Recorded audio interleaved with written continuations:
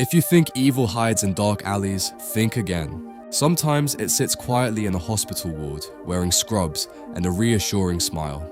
In 2023, the United Kingdom was gripped by one of the most horrifying medical crimes in modern history. A neonatal nurse named Lucy Letby was arrested and later convicted for the murder of 7 babies and the attempted murder of 6 others at the Countess of Chester Hospital. At first, nothing seemed unusual.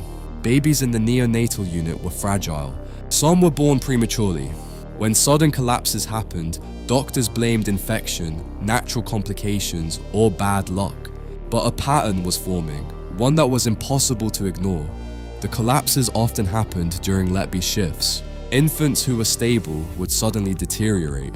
Some were found with unexplained air in their bloodstream.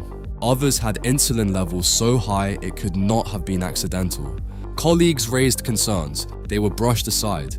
Letby was moved to clerical duties, then quietly returned to the ward. What made the case deeply disturbing wasn't just the deaths, it was what police found later. At her home, officers discovered handwritten notes. One read, "I am evil, I did this." Another said, "I don't deserve to live."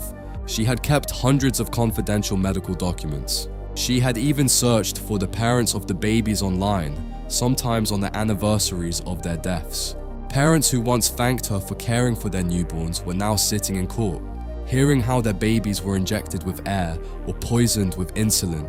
In August 2023, after a 10-month trial at Manchester Crown Court, Lucy Letby was found guilty. She received whole life orders, meaning she will never be released. The most unsettling part? There was no clear motive.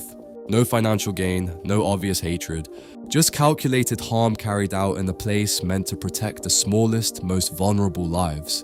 And that's what makes this case so hard to process. The danger wasn't outside the hospital doors. It was already inside.